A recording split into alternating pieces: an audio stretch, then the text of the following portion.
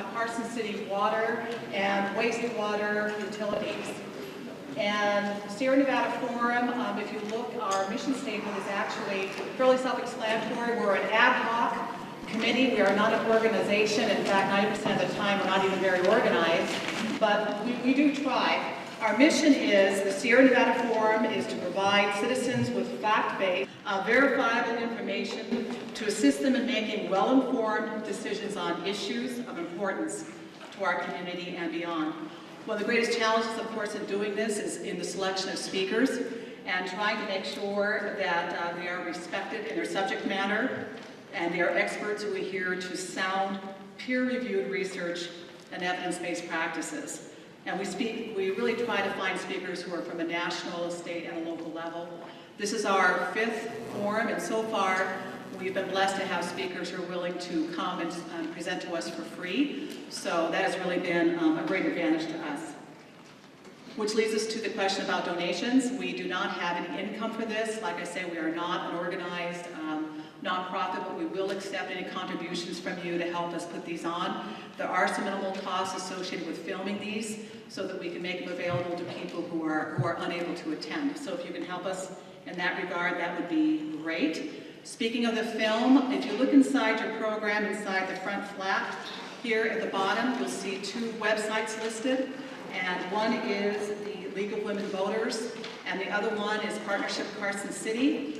And you may go on to those. Give us about a week and we'll get the video from this loaded up on those websites so that if you want to review them more thoroughly or you have people who are unable to come, then you can direct them to those websites. As just a little announcement here, our next forum is tentatively planned for September 17th at the Governor's Mansion. It will be on renewable energy. We'll be covering geothermal, solar, wind. Nevada Energy should be there as well. We'll be talking about current activities, transmission, and regulatory concerns. So if that's a topic you'd be interested in, you might want to put that on your calendar. And we'll be publicizing things on our newly developed website, which we also got done for free. We're pretty excited. And it'll be www, on the back of your program, sierranevadaforums.com. And like I said, by August 1st, that should be all ready so that you can go on and we'll have all the past forums listed on there, other current information about us as a disorganization, and feel free to go on that. Tonight, Adele's and High Sierra Brewery have they both offered, if you go to their establishment after tonight and bring your program, they will give you 20% off your first drink, and you can sit there and discuss sewage. So, with no further ado, we're going to be talking about the wastewater. I love the wastewater utilities, which is the sewer plant. And in my family, with having an aquarium with young children, it was often referred to as fish heaven. Tonight, our panelists have all, again, come to us voluntarily. They put a lot of work into this presentation this evening. And our moderator is John Flansburgh. Our protocol for these, we try to make it fair so that everybody has an opportunity to ask questions.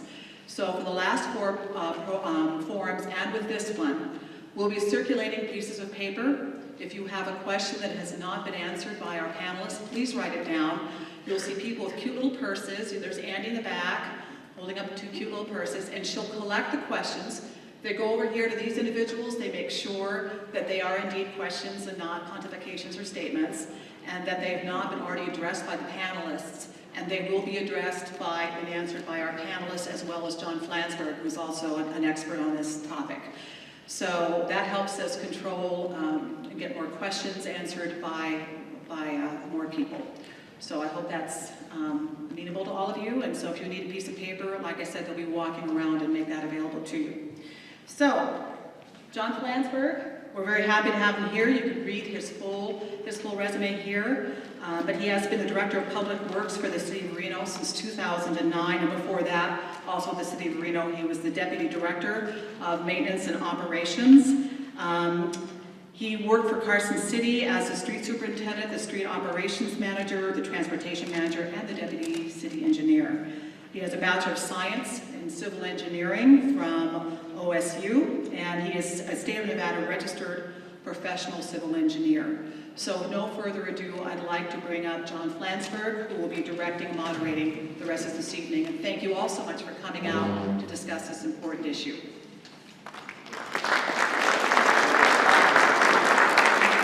Good evening. It's my pleasure to be here tonight. Not only do I have an interest in this topic and cover many of these same items for the city of Reno, I have been a resident of Carson City for the past 20 years. My children have all attended the schools through here. In fact, our youngest daughter will be a senior at Carson High this year. So I have an interest in what is happening here tonight as well. I'd like to introduce the panel tonight. We have Andy Burnham. Andy is the Public Works Director for Carson City. Andy has 40 years of experience in a degree, Bachelor of Science degree from University of California, Davis campus in resource management. And I've had the pleasure of working with Andy. Next to Andy is David Bruchetta. I've also worked with David. David was the plant manager for the Truckee Meadows Water Reclamation Facility, and I had the opportunity to work with him there. And want to congratulate him on his new position here at Carson City as utility manager.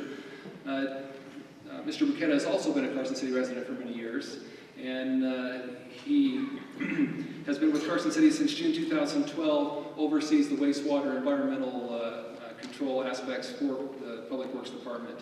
He has a Bachelor of Science in Chemistry from Eastern Washington University. Next to David is Nick Providenti. Nick Providenti is the Director of Finance for Carson City. He was appointed Director of Finance in January 2008 and has worked for Carson City for the past 22 years. I want to point out Nick specifically because he is taking the place of Darren Schultz on your program tonight. Darren was not able to make it, but wanted to make sure that we had somebody from the Finance Department that could answer some of the rate questions that have come up. So appreciate Nick being here. And Nick has a Bachelor of Business Administration degree in Accounting from University of Texas, El Paso. Next to Nick, we have Tim Russell. Tim Russell is a licensed professional engineer in California and Nevada, works for Resource Concepts here in Carson City, has a Bachelor of Science in Chemical Engineering and a Master's degree in Civil Environmental from Auburn University. Mr. Tim Russell also serves as in a city engineer type capacity for the Indian Hills General Improvement District, Minden-Gardnerville Sanitation District, where he is the lead designer and oversees construction of many public works type projects, as well as a consulting engineer. Eric Levesque is next to Tim. Eric Levesque is Senior Vice President with Carollo Engineers with over 23 years experience.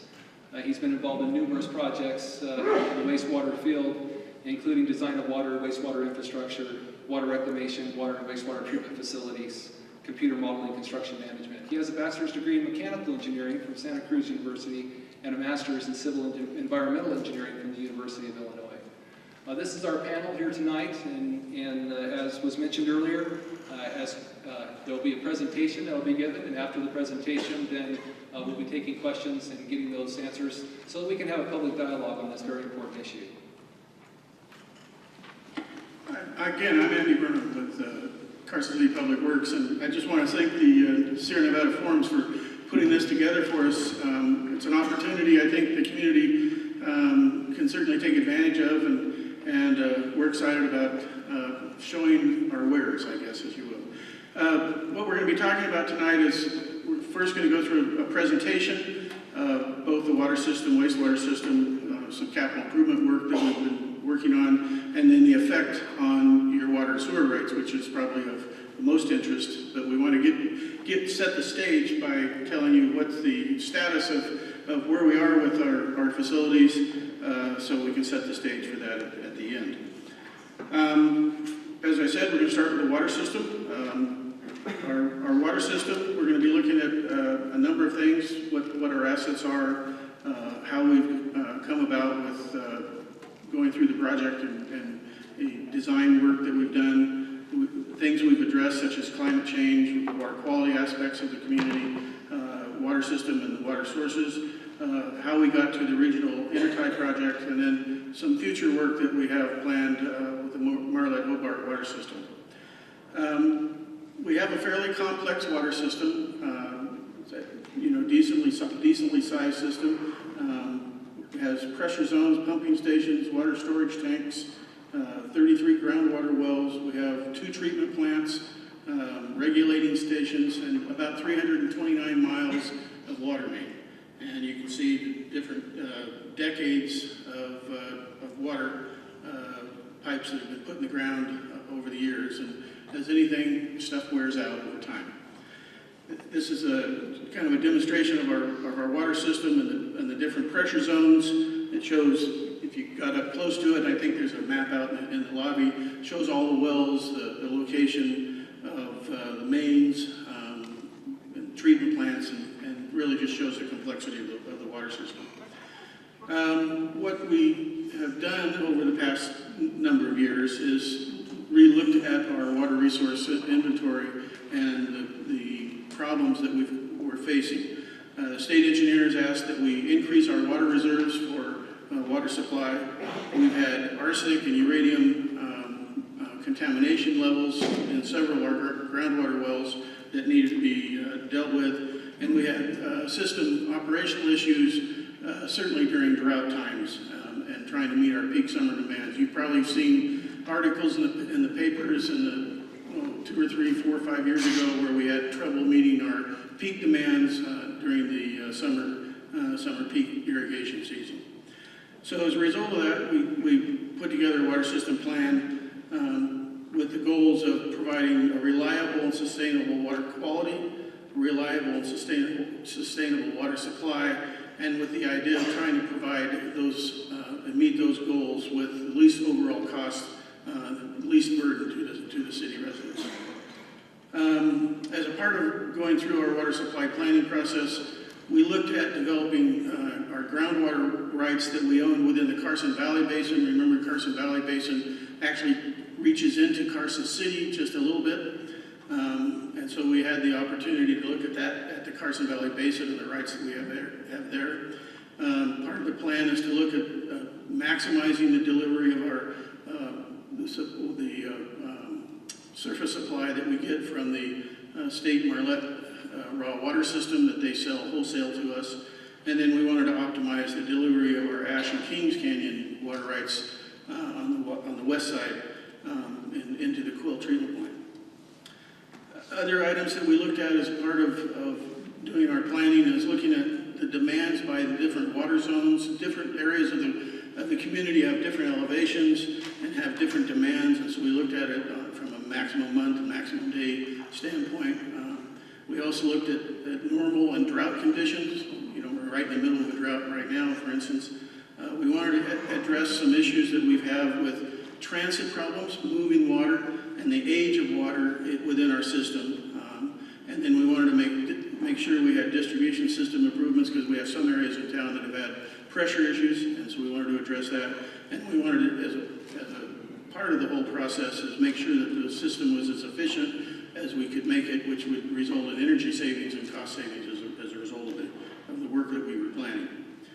So our existing water sources, we have a number of well groups which are circled here. We also have a supply from up in the upper left. Upper left is the supply from the state Marlette system. The middle little green box, the Ash and Kings Canyon supply. Both of those going to the Quill treatment plant and distributing water into the system. One of the things I mentioned about looking at drought conditions, we looked at climate change in relation to our supply, our future supply, and go through these really quickly, but precipitation over a 30-year period has been declining in Carson City. That's evident then also flows in the Carson River have declined a small bit. Marlette Creek, the same thing, decline. Franktown Creek, a decline. Ash Canyon, a small decline. Kings Canyon, a little larger decline. And so as a result, we looked at trying to make sure we had an allocation we're looking at a reduction in our future supply of about 14%, and that applied to our resource assessment to making sure we had adequate supplies for the future. From a water quality standpoint, this slide demonstrates that we had a number of our wells that were either at or above the arsenic limit. It's a federal limit, and as a result, we wanted to address that issue. We additionally had wells on the west side that were either at or coming close to the uranium limit that the federal government has set, and so we had to address that issue as well. And so as we looked at the different well groups, number one, on the west side, or the east side of town, we needed to look at blending those wells for arsenic and fluoride issues. Well group number two had no issues. Well group number three, on the kind of the middle of town, we had arsenic and some small uranium issues. Well group number four, kind of the west side of town, we had significant uranium issues. And then well group number five, which is up in the Lakeview area, had no issues, but they are very small sources. Which led us, as we went through our planning process, to look at a regional approach, and you've probably read about that. We've been under construction on a project for some time. Our partners in that are the town of Minden, Douglas County, and the Indian Hills General Improvement District. And the idea is that looking at a regional approach in order to reduce our costs to all the users in order to address the issues of basically arsenic and uranium. As a result, the regional project benefits, it helps the town of Minden and Douglas County using their large amount of water rights that they have available to them. It gave immediate water quality improvements with blending for both Douglas County and Indian Hills, as well as for Carson City. And then it provides additional water for future use and current use in Carson City of about 3,500 gallons a minute, and that will come online relatively soon. And then we have built into the system the ability to increase that capacity to 4,500 gallons a minute in the future. Part of the regional system was purchasing some water rights from the town of Minden. We purchased about 1,250 acre-feet of water rights. We already owned about 2,000 acre-feet of water rights in the Carson Valley, and so now we have the ability to pump about 3,250 acre-feet of water, which is a significant block of water. This slide kind of demonstrates the overall connection of the regional system, Douglas County through Carson City. We have a line currently out to Lyon County to Mound House, which goes on to Dayton. And we actually have an agreement with Dayton, with the Dayton Valley Utilities, and we exchange water during the year. It's about an equivalent exchange. We take water from them in the summertime, they take water from us in the wintertime, and it balances out to about the exact exchange. We do bill each other for water, but we bill each water on an equivalent basis, so it actually ends up being kind of a wash at this point. But it has the capability for future capacity should Lyon County need it in the future, but we would not be providing that. It would be provided by somebody else. It would probably be provided through the county, through the city, excuse me. This is the areas in Douglas County that are participating and being supplied water, the Johnson Lane area, the northern Indian Hills area, and then all the way out to Genoa as part of their system. This is hard to see, but it shows the routing of the regional line from Minden to Carson City. And then this shows within the city itself the lines that have been constructed already, which are solid lines, and the lines left yet to be constructed are broken lines, and those are planned to be constructed over the next 4 or 5 years. Projects are underway. We've been working on the project for some years now. A lot of Waterline has been installed. We have town of Minden has invested about $13 million in infrastructure to be able to provide the regional system. Douglas County, with our participation, has built a number of water tanks and water lines as a part of the program. And then Carson City, as we saw on the map, we've invested and built a number of facilities in order to take advantage of this new regional water system, including a water tank, a lot of water line at this point. Right now, there are 2 pump stations currently under construction, one in Minden and one in North Douglas County. Those are the end components of the regional project to get it underway. The last piece of the transmission main in Douglas County has been completed. And so our idea right now, it looks like we're going to be able to start up potentially even earlier than February, but start up the project in February, go through all the testing in the spring, and we will certainly be able to take water delivery from that regional system by May of next year, and hopefully a little bit earlier at this point. Future projects I mentioned, we still need to go a little further with the east-west transmission mains. We need to complete a small booster station on the west side in order to take advantage of this. We have a water storage tank that needs to be done in order to blend the water, especially for the uranium on the west side. And then we have a blending transmission main. And then future improvements beyond that are going to be growth driven, and those will be much farther into the future. If anybody can tell me how quickly we're going to grow, those things will be tied to growth in the future. Then turning to the Marlette-Hobart water system, the system that we get raw water from the state of Nevada from. That system's been in place. It's quite an interesting system. It's been in place since the 1800s. It was originally built to supply water to the Virginia City area as part of the mines, and that has been functioning since then, and there's some pretty old lines. A number of years ago, the Carson Water Conservancy District embarked on a process with us as a partner and the state as a partner, and a new pumping system was put into Marlette Lake, and a new water line that you see on the map in order to deliver water. And then just a year ago, a piece of the water line was replaced that had been damaged during the waterfall fire.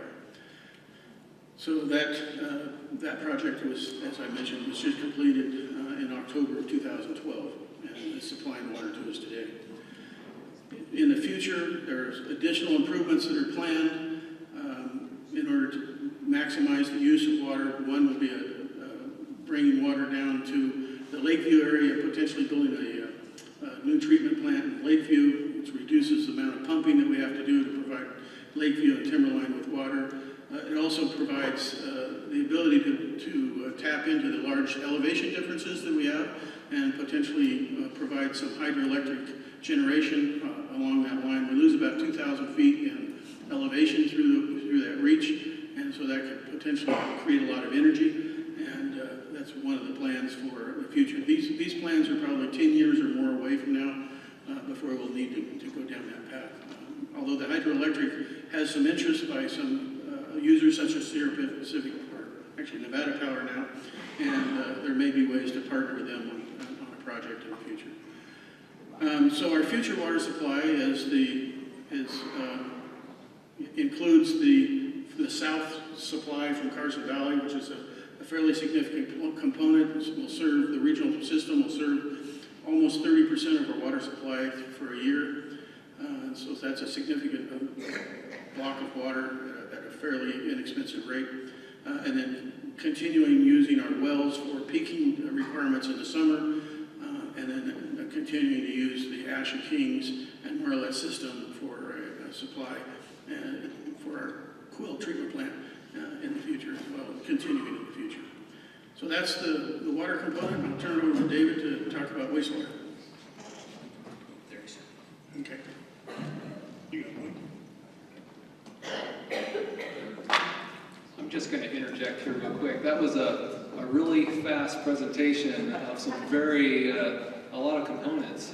And so I think, Andy, what I got out of that is our water supply, both for the current and growing into the future, we have made those plans. We are looking at Carson Valley as really a big portion of those plans where we can get water for our community as needed. And due to many of these things, as you mentioned, the drought conditions, our maximum month. Could you explain maximum month and maximum day for a minute? Well, they're just components of how you measure how much water you need in a particular time. If you can meet a maximum day, that's a large volume of water. For instance, our maximum day sometimes hits around 25 million gallons in a day. Typically, in a winter month, we're running around 5 million gallons a day.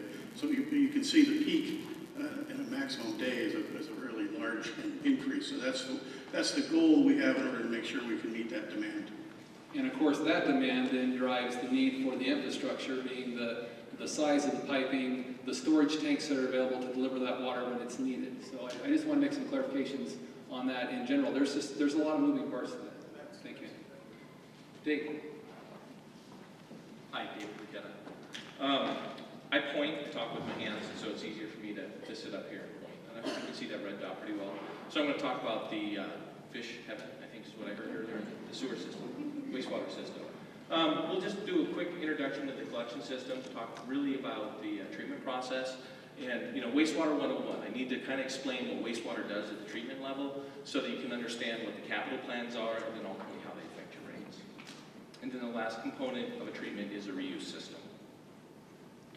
Looking at our assets here, you know, you can see we showed this in the water side, but basically in the treatment side, we have 5 lift stations. It lifts the wastewater up. It's a gravity flow system, comes into the treatment plant, just under 249 miles, and like we saw in the water system, you know, we have some roughly 5% of our pipes, you know, are here in the age system, definitely in the 50s and 60s.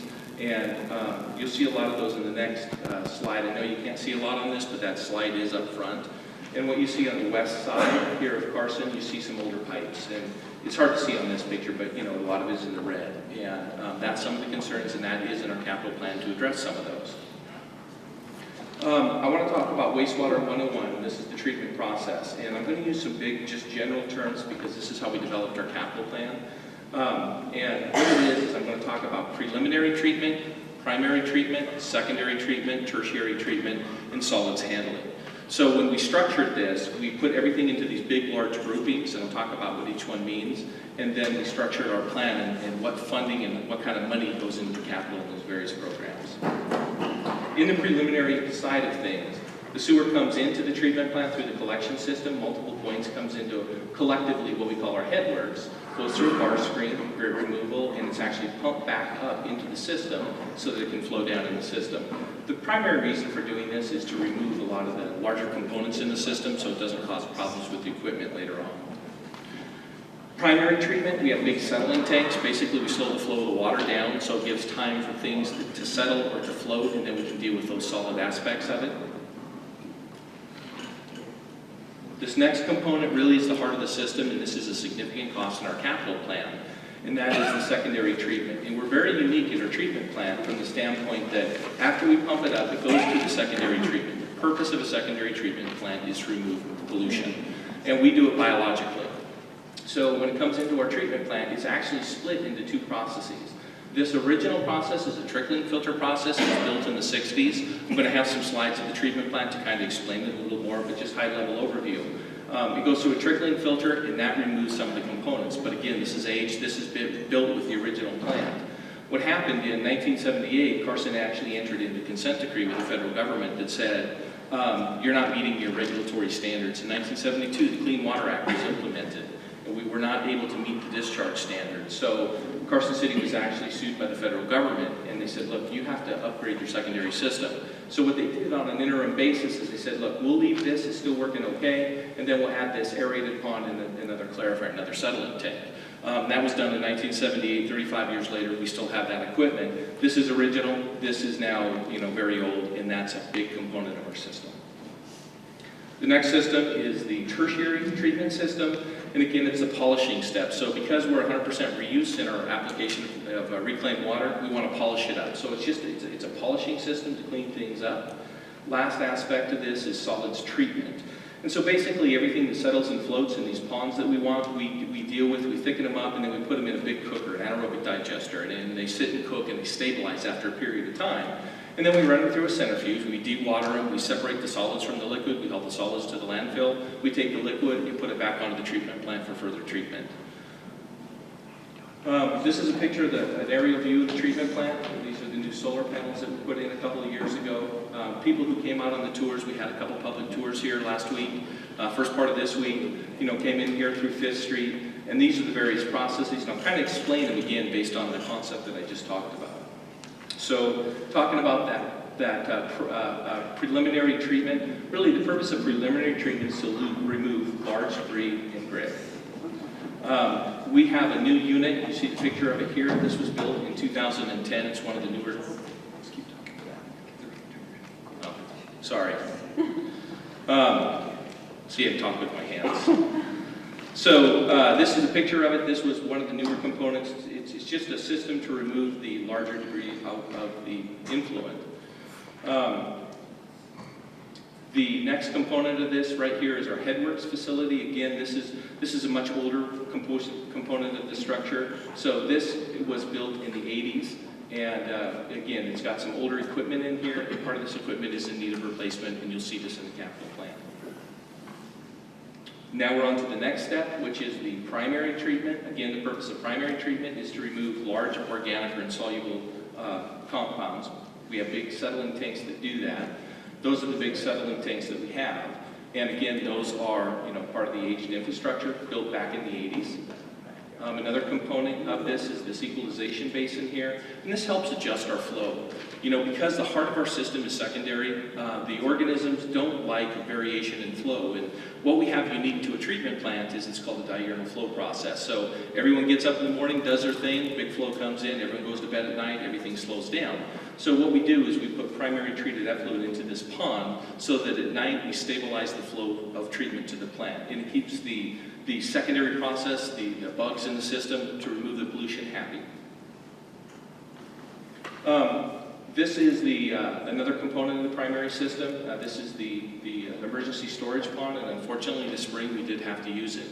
We had a failure of some equipment in the primary systems. Anyone who lives on the east of the facility, I'm sure, smelled it this year. And what happened is the equipment failed, and we had no choice. We couldn't run it through the process. So we had to put it into this emergency reserve pond. This pond has less than a day's storage for us, so we had to work quickly. But basically, we put the sewage out here, and then we have to let it dry, and then we have to haul it off to the landfill. During that process, unfortunately, it does smell. I know, I heard from many of you people about it. But that is part of the aging infrastructure and what happens when pieces of equipment do fail. Secondary treatment, and that's it's called biological removal of soluble organic material. It's the pollution. There's a test that we measure that. It's called BOD, or biological oxygen demand, but it's just pollution removal.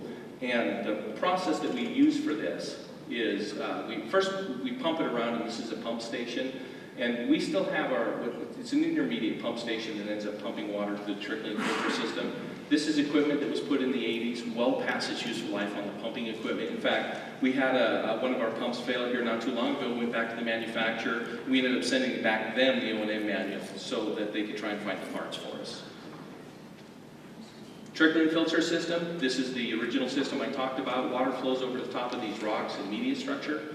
And the idea behind that is that it introduces oxygen into it. It gives the environment so that the organisms can actually remove the BOD, or the pollution, from the water itself. Again, this is original equipment that was part of the original facility, and it's not doing what it needs to do anymore. We're having to keep recirculating the water over the top of it to try and remove the pollution. The other split process of this is, again, this pond that was built in 1978 as part of that consent decree. And we split the water, so the water comes in here, we split it this way, and we split it this way. And again, we're having problems meeting our regulatory requirements, because this just, after 35 years, it was never designed to last 35 years. We've gotten good use out of it, but it's time that we upgrade the system. And what we end up doing is, these are big surface aerators, and they introduce oxygen into the system, and we take part of the solids out of the system and feed it in here, gives it the organisms to do what they need to do, and it actually does a great job. It removes the pollution from the water. These are the settling tanks. So after we have the bugs do their thing, then basically we flow the water into some big settling tanks. Again, same concept, things that are heavy sink down, things that are light float to the top. And then we get into our tertiary system. This is one of our newer component systems out there. In the 2000s, this was built as part of a polishing step out there at the treatment plant to help clean up the water, remove the particulate matter, so that when it goes out to the reuse application, it's that much cleaner. Disinfection, of course, is any component of a wastewater treatment plant. We had bleach to kill the pathogenic organisms. But we are dealing with equipment, again, built in the 80s, and there's a picture of the pumps. We can't get replacement parts on these pumps anymore. These pumps are part of a phased-in approach for replacement. Solids handling. This is one of the components of it. Basically, everything that sinks and settles, we end up thickening up through the process. before we send it into the digesters. The digestion system was built in the mid-'80s, and what we do is we take a digester is just a big holding. Each one of these digesters here hold about 500,000 gallons of sludge, solids, things that settle out. And we apply heat to it, and then it causes organisms to grow, and it actually, again, removes the bacteria, but produces gas out of the byproduct, kind of like a big stump. And this is some of the equipment in here. And again, you know, this is built in the 80s, and this is called a sludge heater right here. Sludge runs through here. The gas that we produce is about 60% methane, so it burns. So we actually burn it as part of the process to heat the sludge, to keep the bugs happy. So these are very critical pieces of equipment, and probably just 3 weeks ago, we actually had an explosion in one of these and blew the doors off. So aged equipment, and you know, it's safety. We don't want to put people around things that aren't safe. So that is part, this whole solids handling system is the second biggest component of our capital improvement plan at a large cost, but it's time that we need to update this. It is definitely a safety issue. You know, these produce a significant amount of gas, and it's something that's safe that we need to do safely. So after we cook it, then basically this is the newer component of the system again in 2000. So now we got to separate the liquid from the solids. So we stick it through a centrifuge. It separates it out. We haul the solids to the landfill, and we put the liquid portion back onto the treatment plant for further treatment.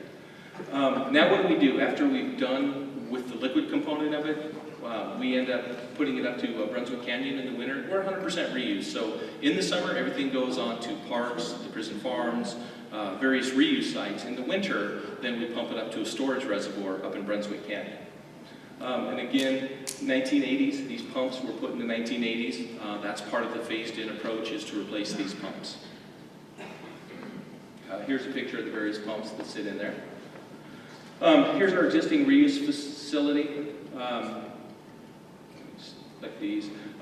We put everything up in the Brunswick storage. It has a capacity of about 3,500 feet. You know, we're in a fine balancing act right now, because right now the flows actually coming to the treatment plant have been going down the last 3 years.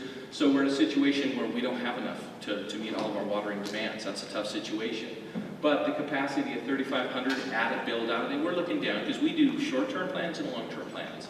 And in the long-term plan, we're going to have to double our reuse capacity. So we're in a fine balance on reuse right now.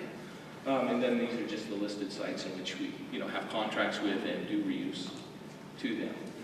So looking at the next 5 years, because that's what we built it's called a CIP, or Capital Improvement Plan. We built it around a 5-year plan. And what we said is, at the treatment plant, there's a component for collection and reuse, but at the treatment plant, here's just a high-level overview of some of the things that we need to replace. And I talked about, again, terms. Preliminary treatment, we saw this over here. You know, there's a component of this, and you see some of the primary site odor control. You know, a lot of this is original equipment that sits in here, and we can do a better job of odor control, but odor control costs money. So we're doing a phased implementation in it to help reduce odor. The heart of the system really is this green component, and that's the secondary system, one of the most significant costs in our capital improvement plan, because now what we have to do is stop using the original system, stop using this system here, because we're not meeting our permit needs. What's happening is we're starting to see violations in our permits, and we don't want to end up back in the situation that we were back in 1978, where we don't meet permit conditions, federal government steps in and enters into a consent decree. So we need to build a new system. The newer technology is aeration basins. We're not putting in bells and whistles. What we're doing is putting in the needs that we need to do today to meet our permit.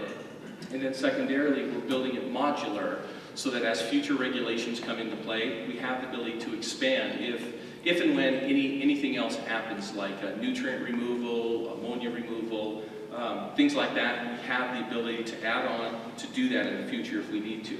The reason we're not proposing it right now is simply because of cost. It's a significant increased cost to address it now. And what we're saying is we want to address health and safety issues, permit issues, and that's what this new component is doing. You know, I won't get into it now, but again, we do have 25-year plans, you know, looking at the treatment plants into the future. So right now, we're just addressing maintenance and repair issues. We're not talking about growth, because if you look at our treatment plant now, it's permitted capacity of about 6.9 million gallons per day. We're currently treating, we're actually down. It was upwards of about 5.5 just 5 years ago, and now it's went down to 5 million gallons a day. Now we're between 4 and 4.5 million gallons a day. So the flows definitely have been going down. But what happens when the flows go down, you have a permitted capacity. The challenge is it's the same amount of concentration in the sewage coming in. What's happened is we've done various things called slip lining in the pipes out in the field, and so it's reduced the inflow and infiltration, the groundwater coming up through the pipes, some of these older pipes that have cracks in them, groundwater coming in. So it's the concentration of the nutrients coming to the plant, the sewage coming to the plant is actually going up, but flows are going down. So that was just kind of just a high-level overview of what a wastewater treatment plant does, and that ties right into a 5-year capital improvement plan. The water system capital improvement plan has two major components. One is replacement and maintenance of our current system, and that's what this slide shows. Shows over the next 5 years about almost $10 million worth of improvements, which includes about $6 million in waterline replacement. We have a lot of old iron water lines within town that need to be replaced. We have been doing that in a small amount over the last several years. We're getting ready to do a project up in the northeast side for a couple of iron water lines for a couple of about $400,000, I think, this summer. But we're planning to replace about $1.2 million of line per year. The other components of this are replacing pumps and motors, replacing equipment, maintaining the facilities that we have, maintaining tanks. As I mentioned, we have a lot of water tanks with 26 million gallons in water storage around town, and then repairing and maintaining our wells. Next slide. And the next slide is the components of investment for the future. And the items here, the main components of this are the continuation of the regional water line so that we can do blending for the arsenic and uranium that we mentioned earlier in the presentation. And then one component of it is related to the freeway, replacing a line or adding a line connection to out by Costco with Douglas County in order to make sure we maintain fire flows. Because when the freeway's constructed in the future, it'll cut off a main line that goes through that area that we need to replace. So that adds another about $8 million. So a total of about $17 million over a 5-year period is planned. Okay, looking at the wastewater side. Yeah. Good way. So how we structured our wastewater side, again, I talked about the various areas. Collection. So we start with the wastewater treatment plant, capital improvement plan, which I'll show in the next slide. Then we broke it out into the collection and the reuse system, and that's kind of why I structured this talk that way. So it helps frame kind of what we're talking about. You know, when you look at it, this is by year, so fiscal year 13, 14, and then each year thereafter, you see line totals, and then you see the bottom total. So the biggest, I know, it is pretty small. Bottom line is the biggest component of this really is the focus of the wastewater treatment plant, and that's why we did the slide overview presentation is aging infrastructure. For the water and for the wastewater combined, and that is the collection and sewer system, it's about $48 million. I mean, those are the big numbers. That's where the big numbers are coming from. Specifically the treatment plant, I know there's a lot of information on here, so you're not expected to be able to read each of that. But again, we broke it into the units that I talked about earlier, the preliminary treatment, the primary, secondary, tertiary, solids handling, and then some general plant operations. And we broke it out by year. And the majority of this is broken into two main areas. And that is the rebuilding of the secondary system and the rebuilding of the solids digestion system. There's a lot of other things that are in between, but those are the two main categories of the treatment process. And then in the later years, fiscal year, ending fiscal year 18, they're looking at some odor control to help reduce some of the odors. As part of knocking down the secondary system, as part of rehabbing the secondary system and building new, it's going to help significantly with the odors from the facility. Technology is much different than it was, 50 years ago. So last, rates, water rates and utility rates. And I'm just doing a high-level overview.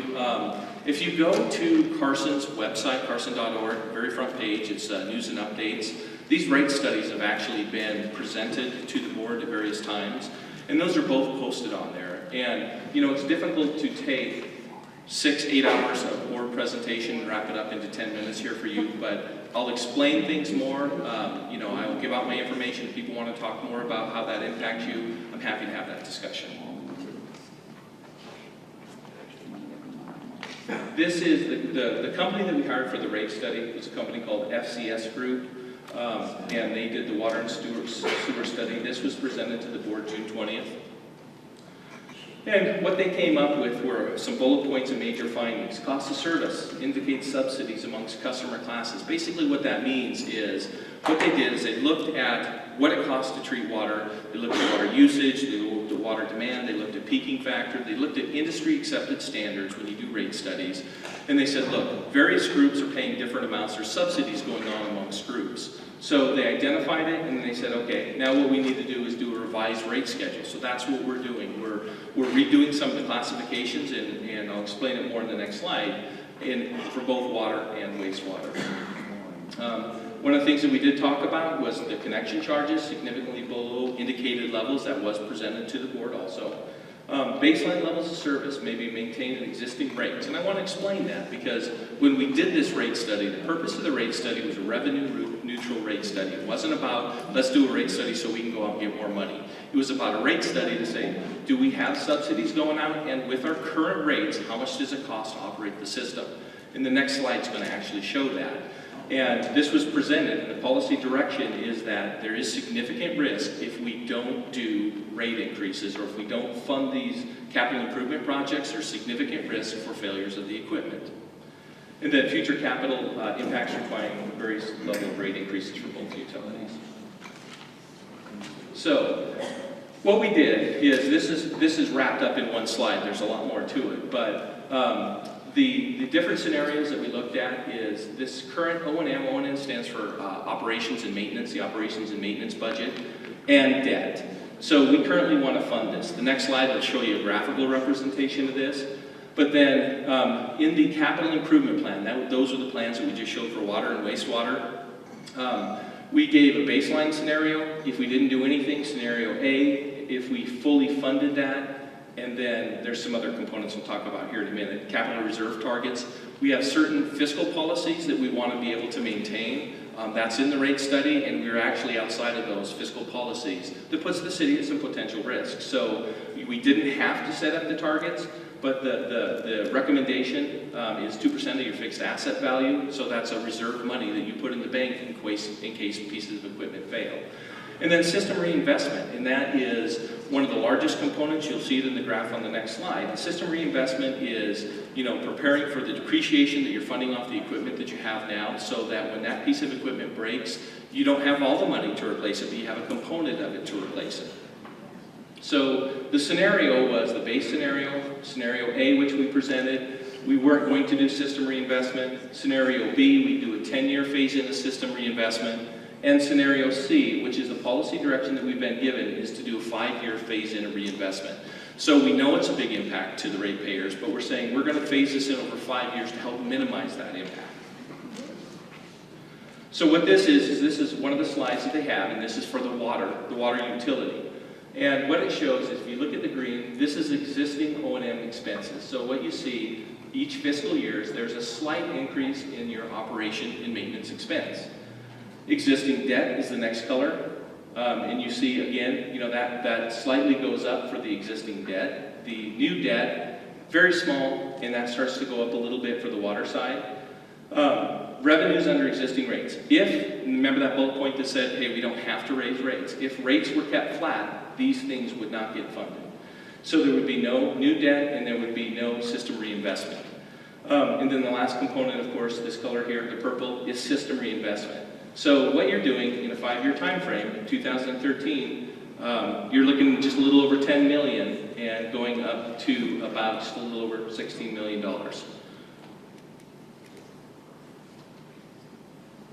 So one of the things that we looked at on the water side, and this is part of this adjustment to the way that things are built, and that is the customer classes that we have. There's some different customer classes. We were given direction to bring in equity into the system so that it's more equal in this process. So the classes that the rate consultant came up with, single-family residential, multifamily commercial, and large commercial. So that chart showed in this fiscal year, a little over $12 million. And here is what the existing revenues bring in by class. So for example, single-family residential brings in about $7 million. When they did the cost of service, and the cost of service again was the industry standards looking at peaking values and water usage, and they categorize what these various categories do and what impact they fiscally have on your system. So holding rate revenues neutral, that was the initial goal of this. You can see that single family was paying about $7 million, and the cost of service showed they should have been paying about $18 million. So that means somebody has to make up that difference. So if you go down here and look at large commercial was paying $341,000. Their cost of service is actually lower. So they were actually subsidizing single-family residents. So the first step in this rate process is to help equilibrate that process so that there's equity in the system, in the use of the system. And that's what these show. So on a combined, residential was under by 7.1%, and combined commercial was over by about 16%. So the first step is to adjust that inequity. So this is an example bill of a single family, just picking one item. Each category is slightly different, but picking one item in that single family. And there's water use components to it, but looking at a meter size of 5/8. And if you were to use an average of 5 million gallons a month, 12,000,099. Here's what your current bill would be. 5,000. Yeah. Okay. Thanks. Scenario C, that's the system that we're using, the scenario we're using. You can see how the bills would change in this equalization. So in the equalization, 22, 27 would go to 20. So they'd go up 29 cents. The average user, residential, would go up $3. The large commercial user would go down $6. And again, it's trying to balance the equity of the system and who uses the system and what impact they have.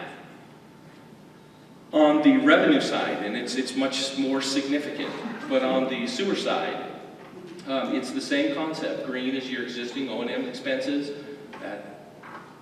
whatever color that is existing debt. And one of the big things you see here, though, is this new debt. There's a significant amount of money that is needed for the sewer treatment plant. The collection system and the reuse component, but mainly in the sewer treatment plant. So you see new debt going up. That's that 5-year capital improvement plan that we presented. And then the other big challenge is system reinvestment. When you have this much equipment, you have to reinvest in that system, because when you look at how long that system's going to last, you have to be able to have that money for those expenses. So a significant component of that is the system reinvestment. And you see a large increase. I mean, it's just under $7 million, upwards of $16 million. That's a large increase. So this is the same concept, except this is for the sewer system, looking at the various classes again, holding that $7 million. This is looking at this current fiscal year, $7 million, holding it flat and seeing this is the equity side of things. So the single-family resident was paying about $3.9 million. The cost of service, $3.4. They should have been. So they, in turn, on the sewer side, were actually subsidizing the commercial side. So on the commercial side, you can see 1.1 million versus 1.5. They should have been paying more money. So the first step is to balance those inequities. And again, what you see here is the combined residential was overpaying by about 8%, and the combined commercial was underpaying by about 16%. So we have to adjust that. And that's what this shows on the first bill impact, the 2014 impact. Again, just simply breaking it down into the users. Looking at what your current bill is versus what the new scenario would be, and you'll see changes. So a low use would end up being $8. The medium use would go down by $8, and the high use would actually go down further by $142. But in the new equity rate structure, part of the water side is that people will pay for their usage, and that is, right now there are certain blocks in there that where you get the first 5,000 gallons free. That'll be phased out over 5 years. So the big concern brought up is, well, you see a big user going down, but they're still paying for their usage, but it's about that peaking factor. It's about what it costs them to use the system. And that's included in these calculations. So here's a relative comparison in some of the areas that we have around here. You know, Douglas County, Lyon County, Washoe County. It's just a relative comparison to show where we are now and where we would be, you know, after the proposed scenario increase next year. And so you can still see we have some room. You know, I don't want to focus on saying that, you know, the idea behind showing this chart is not to say that we're the lowest in the area. The idea behind showing this is that, you know, we have infrastructure that we need to replace, and it's going to cost money to do it. So these rates, this system that we have, will need to go up.